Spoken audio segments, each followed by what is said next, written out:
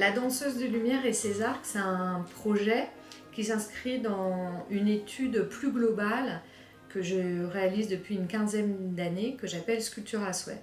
Sculpture à souhait, c'est un regard à la fois critique et poétique sur un espace urbain.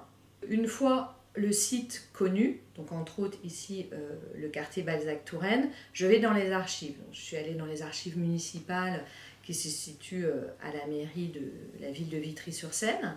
Et puis je vais fouiller un petit peu sur ce qui a pu se passer dans ce quartier, mais aussi dans la ville.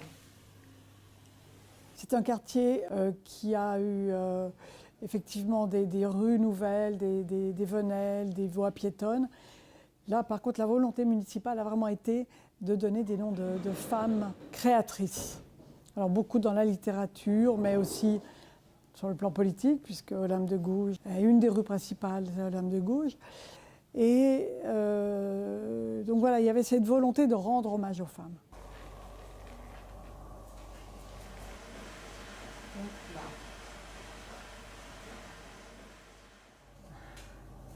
Autrement, c'est pas trop mal quand même. On va se féliciter quand même. Parce que... Je crois que Cécile, dans tout son travail, a adopté une méthode de travail, c'est-à-dire investir un lieu qui est à la fois un lieu réel, un lieu symbolique, et un lieu qui a toute une histoire, et donc elle peut, à partir de ce lieu, et dans toutes ses œuvres en quelque sorte, discuter avec les habitants du lieu et trouver une trame de temps.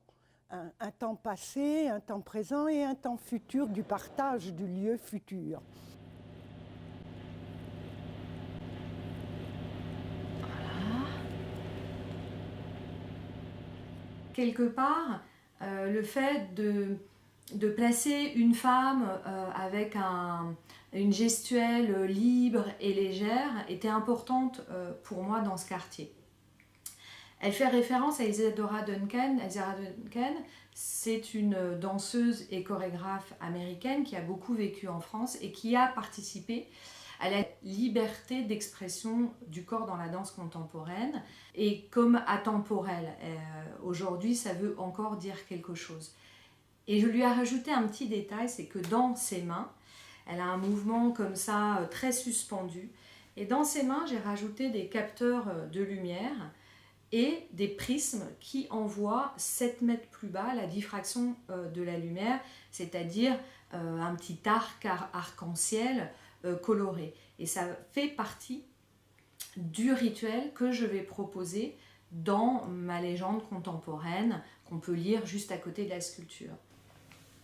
L'œuvre elle-même, je dirais, appelle une convivialité, puisqu'il s'agit d'une immense colonne de 7 mètres qui sera peinte en verte, et en haut il y a cette fameuse danseuse que je trouve très maticienne, sur un pied, un bout de pied, avec le mouvement ondulant, et c'est ça que j'appelle la matrice rêvée. On sera donc en dessous, assise ou en circulation dans la ville, en dessous de l'envol. Ça. Vous voulez quoi, qu'il soit encore plus douce Plus doux, ouais. Ah, d'accord. Plus doux. Voilà. Aucun souci. Dans les trucs comme ça là. Voilà, comme ça. Là, peut-être, parce que ça va être un petit peu plus lisse, on va dire, si c'est possible. En essayant de ne pas enlever les plis, quitte à des fois, s'ils ont été un peu enlevés,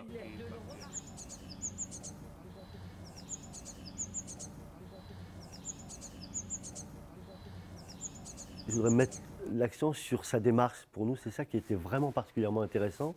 C'est que, je ne vais pas dire pour une fois, mais le fait de ne pas avoir une œuvre qui soit parachutée comme ça sur un quartier, c'était important, quoi. Qu'il y ait cette dimension d'appropriation, surtout d'immersion, parce que l'artiste, elle est vraiment... elle a été au plus près des habitants par l'intermédiaire du centre, puisqu'elle a pu y rencontrer des habitants de tous âges. C'est ce qui lui a permis aussi de s'imprégner des particularités de ce quartier. Quand je dis particularité, surtout son histoire aussi, et qui fait que pense qu'elle a vraiment senti les choses et qui l'a conduit à proposer cette fameuse, je dis fameuse parce qu'elle le deviendra, petite danseuse.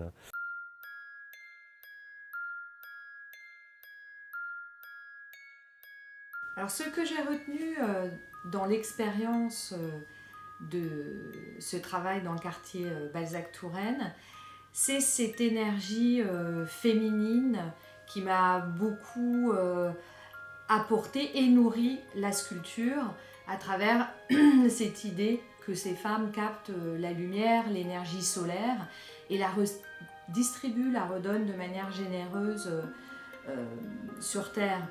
Et moi, ce que j'ai envie de laisser, c'est cette sculpture qui va comme rayonner sur cette esplanade et dans tout le quartier avec ces petits arcs